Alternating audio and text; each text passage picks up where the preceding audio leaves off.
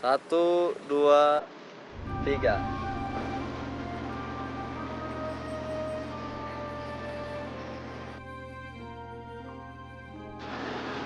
Secara administratif, Kampung Mahmud termasuk ke dalam wilayah Desa Mekarahayu, Kecamatan Marga Asih, Kabupaten Bandung.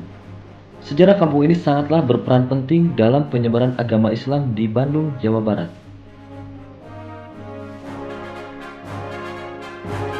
Kampung Mahmud berdiri sekitar tahun 600 mendekati tahun 1700. Setelah Eyang Daun Haji Abdul Manaf datang ke sini, di sini masih rawa. Waktu itu ada wangsit, jadi kalau mau jadi kampung itu harus ngambil tanah dari Gubah Mahmud Mekah. Karena ini rawa tadinya, Ya. ngambil tanah ya paling sekepala tanah lah dari tanah Gubah Mahmud Mekah, simpan di sini. Yang tadinya rawa jadi keras, jadi dataran, yang dikelilingi oleh Sungai Citarum. Sungai Citarum itu dulunya hampir sama dengan yang sekarang ada. Nah, waktu itu sama Eyang Daun Haji dipindahin, yang itu ditutup, pindah, dibawa pakai tongkat air itu sepanjang 1 kilometer, 1,5 kilo meter itu ya, 1,5 kilo, jadi 1.500 meter lah panjangnya. Jadi Mahmud itu dikelilingi oleh Sungai Citarum. Bikinnya yang itu cuma pakai tongkat di bawah gitu, di paling berapa lama lah Saking saktinya. ya, Citarum, Sungai Citarum itu jadi pindah Jalur. jalur. Makanya karena ada tanah dari Gubah Mahmud Mekah, maka kampung ini dinamakan Kampung Mahmud. Oh, jadi diambil dari Tanah Mekah tanah itu. Mekah yang Ya. ada di Mekah. Ya, Jadi Kampung Mahmud jadi namanya. Kampung Mahmud. Oh, asal usulnya gitu, Pak. Ya, Kalau Eyang Dalam Haji Abdul Manaf itu siapa, Pak? Eyang Dalam Haji Abdul Manaf itu ya keturunan Cirebon juga. Keturunan Cirebon. Ya, yang melalui Mataram. Penyebaran Islam paling pesat di Bandung setelah Eyang Dalam Haji Abdul Manaf. Penyebaran Islam dari Mahmud ini. Paling pesat artinya sebelum Eyang Abdul Manaf ini turun udah ada yang nyebarin Islam? Udah. Oh, karena saya pernah dengar juga gitu bahwa pertama kali Islam disebarkan di Jawa Barat itu di Bandung. Ya. Itu sama Eyang Dalam Dalam. Haji Abdul Manaf. Itu benar atau enggak? Iya. Cuman sebelumnya juga udah ada, Cuman paling melesatnya sama tapi yang ini. nggak begitu pesat gitulah. Sejalan tapi lambat. Nah, setelah Eyang Dalam Haji Abdul Manaf di sini, jadi punya anak, disebar lagi, jadi cepat penyebaran Islamnya. Saya juga pernah dengar juga dari beberapa orang bahwa Eyang Abdul Manaf ini katanya utusan dari Mataram, Ya, sempat mau dijadiin raja cuma nolak, akhirnya dia kabur ke Bandung katanya. ya, Itu benar atau enggak, Pak? ya. Benar berarti. Karena waktu itu kan zaman penjajahan, Ya. zaman penjajah Belanda. Jadi kalau Eyang Dalam Haji Abdul Manaf mau jadi dalam, sama juga dengan dia aturan ada di Belanda. Karena dia anti penjajah, dia nggak mau kabur ke sini, ke Bandung. Di Bandung penyebaran Islam Alhamdulillah sampai sekarang Islam di wilayah Bandung ya maju pesat. Lalu terbentuklah mungkin Kampung Mahmud atau apa Kampung Mahmud. Ya, Lalu sempat juga Pak dibahas eh, sebagian Sungai Citarum ini dulunya bisa dipakai untuk kebutuhan sehari-hari. ya kalau dulu mah memang jadi mandi, nyuci, minum itu dari Sungai Citarum dulu. Sungai Citarum. Ya, Berarti dulu masih bersih gitu ya. ya. Makanya di Mahmud dulu tidak boleh bikin sumur. Sumur ya nggak boleh dulu mah. Karena air Citarum masih bagus. Nah, setelah tahun 80-an lebih lah, mendekati 90, Sungai Citarum itu udah hitam, bau. Makanya mulai di Mahmud ada sumur. Sampai sekarang hampir tiap rumah lah punya jamban. Nah, ada yang unik lagi Pak. Katanya dulu di zaman penjajahan Belanda Ya, nggak bisa lihat kampung adat Mahmud ini. betul. Jadi yang orang penjajah lihat itu ya rawa, nggak ada rumah, nggak ada orang gitu lihatnya. Itu benar Pak? Betul. Jadi dulu waktu zaman penjajah itu Mahmud itu begitu dilihat pakai alat itu gak ada kampung. Jadi gelap, Jadi gelap. nggak ada apa-apa. Termasuk belum begitu lama lah. Tahun 2000 berapa? 2016 atau 2017. Berarti masih baru. Iya, ada Pak Kasal, baksos di sini. Pakai drone gitu ya, yang kayak kapal. Iya, kayak kamera drone. Pakai kamera.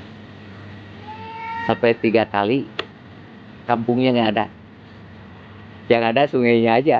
Sungai nggak ada. Sungainya ada, kampungnya nggak ada. Nggak ada. Sampai 3 kali. Udah 3 kali. Nyerah. Gimana Pak katanya? Udah. Bisa pecah cina tuh alat. Berarti aneh berarti ya. Iya. Tapi kalau sekarang mungkin ada ya. Kalau sekarang mungkin. Itu dulu bisa, sekarang kok bisa dilihat atau ada sejarahnya lagi Pak? Kalau waktu itu mungkin peran Mahmud masih agak patuh gitulah. Kalau sekarang tuh mungkin udah banyak larangan yang dilanggar mungkin. Oh, sama orang-orang sininya. Mm-mm. Oh, jadi sebelumnya udah ada pantrangan mungkin ya.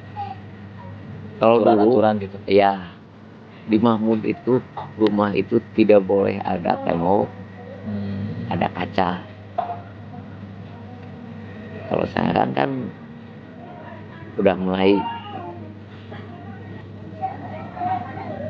Makanya Bapak juga berpendapat minimal 1 masjid pokok Mahmud bangunan tetap panggung kayu. Kalau rumah mungkin 5 atau 10 tahun lagi ke depan ya mungkin udah bangunan permanen. Makanya Bapak fokus bangunan Masjid Agung Mahmud Ya. tetap panggung kayu. Tapi untuk sekarang tadi saya sempat keliling juga lihat masjid yang dekat makom itu Ya, sedang direnovasi ya, dan itu ditambah beton. Artinya mungkin supaya lebih kuat gitu ya. kalau beton itu cuma tapakan untuk tiang. Oh, tapi tetap pasti netep kan, nggak bakal dicabut lagi itu. Enggak. Ya karena sekarang kan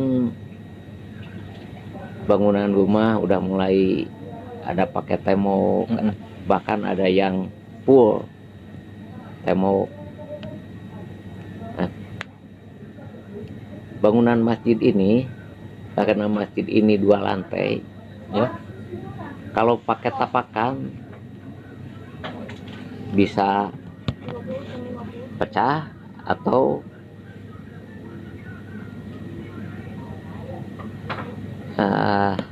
apa itu bisa terbalik gitu lah.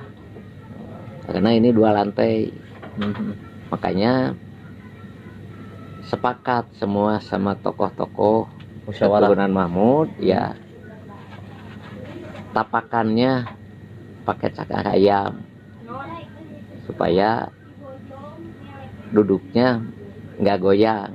Ya. Terus kenapa pakai besi? Nah, besi itu cuma tulang-tulangnya aja. Nanti kalau udah selesai besinya itu hilang, nggak ada, karena tertutup sama kayu. Oh, jadi dilapisi Ya. sama kayu lagi. Ya. Oh. Nanti kalau udah selesai bakal kelihatan aslinya. Oh ya, ini bangunan. Itu sebelum disepakati mungkin ada perdebatan dulu nggak, Pak? Karena mungkin kan sejarahnya kayu gitu, sekarang dilapisi baja gitu. Itu sempat ada yang menolak nggak kira-kira? Kalau yang menolak sebetulnya nggak ada. Nggak ada. Cuman ada juga yang emang bisa katanya pakai besi. Nah, sepengetahuan Bapak, yang tidak boleh itu dulu tembok sama kaca. Tembok sama kaca. Ya, Besi nggak termasuk berarti. besi nggak, jadi nggak disebut-sebut lah waktu itu. Oh, sama Karena ya. mungkin waktu itu bangunan-bangunan Belanda belum pakai besi.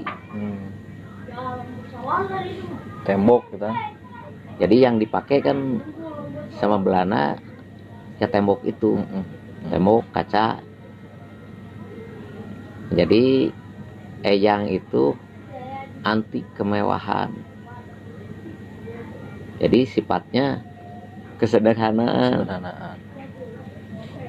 Nah kalau sekarang kan sederhana dulu sama sekarang beda.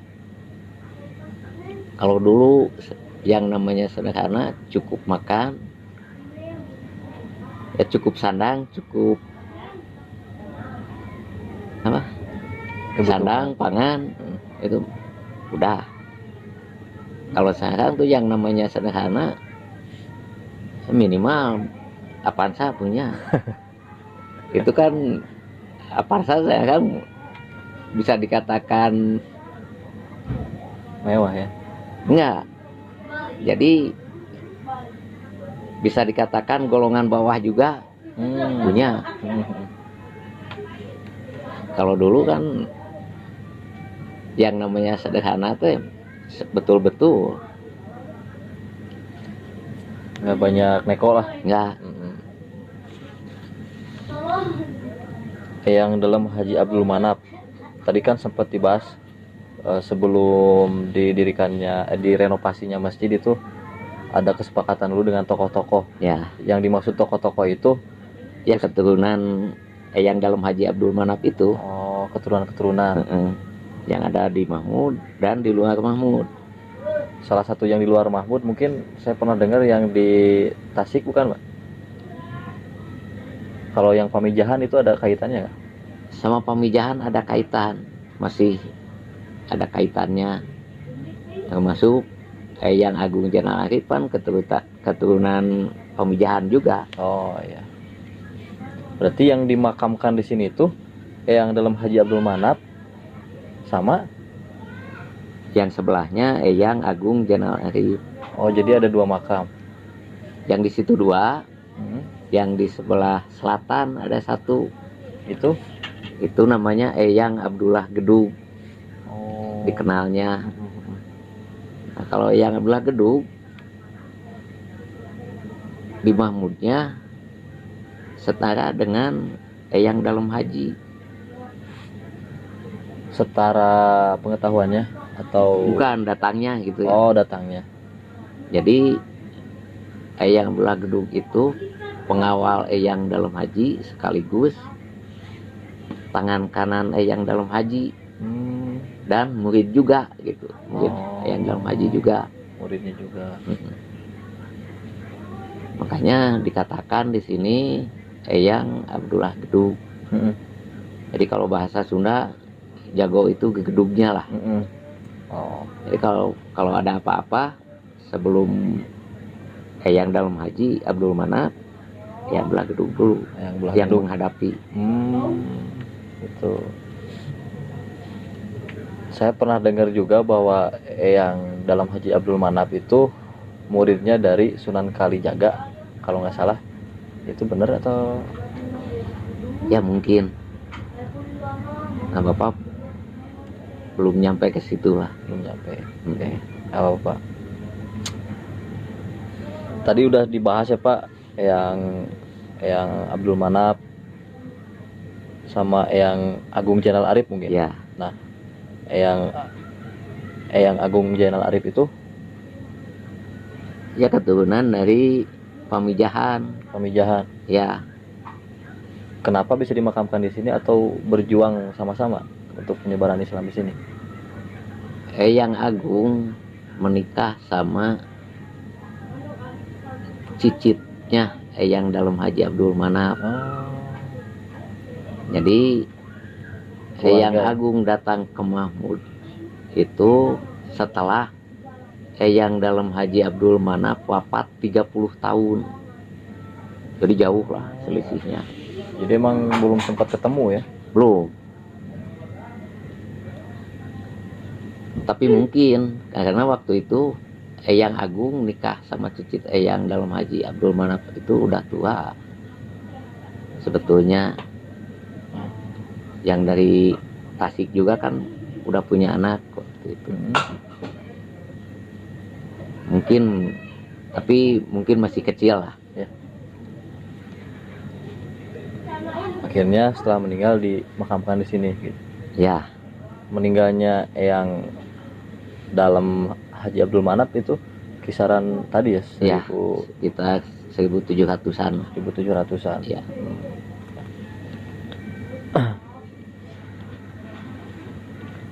Tadi juga berarti termasuk tokoh-tokohnya itu ada kaitannya sama Cinggodewa mungkin? Ya. Itu masih keturunan-keturunannya Pak? Ya. Cigonewa, Cibabat, dan Cipaduyut. Nah kalau di sini balai pertemuannya itu secara musyawarah mungkinnya sebelum direnovasi misalnya masjid itu mungkin ada pertemuan antara tokoh-tokoh keturunan dari yang ini, itu pertemuannya di kampung adat ini atau ada lagi ruangan khusus, tempat khusus gitu? Biasanya kalau ada pertemuan ya di rumah Pak Haji Nurron itu. Pak Haji Nurron itu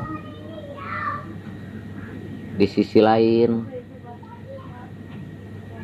kepala adat di sini, sesepuh sekaligus ketua Yayasan Situs Mahmud. Pak Haji Nurron. Berarti bisa dibilang kuncinya juga?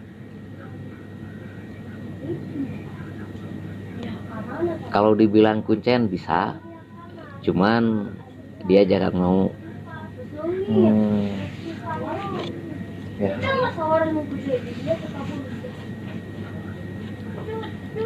Kira-kira nih Pak, apa pentingnya Kampung Mahmud bagi penyebaran agama Islam? Menurut Bapak pentingnya Kampung Mahmud itu apa? Ya pentingnya Kampung Mahmud itu satu,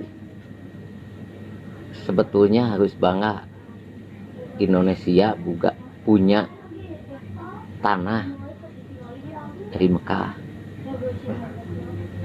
Satu-satunya kampung bahkan mungkin di dunia itu di Mekah sama di Indonesia, Kampung Mahmud. Ya. Di sisi lain lagi karena yang dalam Haji Abdul Manap bisa dikatakan penyebaran Islam di Bandung bisa dikatakan pertama, karena pesatnya Islam di Bandung setelah ada yang dalam Haji Abdul Manap itu. Pesatnya tuh sama beliau gitu ya. Ya, Saya juga kadang-kadang dengar gitu ya di lain tempat, jangan ini jangan itu, ada aturan lah. Mungkin masing-masing tempat ada, kira-kira di sini apa gitu Pak? jadi aturan di sini sebetulnya nggak begitu mendalam lah, nggak begitu ketat. Cuman yang jarak ke Mahmud itu ya jangan sampai melakukan hal-hal yang tidak ada di Mahmud, bahkan tidak boleh ya macam sekarang kan lagi booming, jadi bisa masukin roh yang sudah meninggal ke si A misalkan. Nah di Mahmud tidak ada yang melakukan itu, mungkin ada tindakan. Yang pertama jadi omongin dulu ya, kalau nggak bisa diomongin ya kan ada hukum. Iya. Kasih aja sama yang berwajib.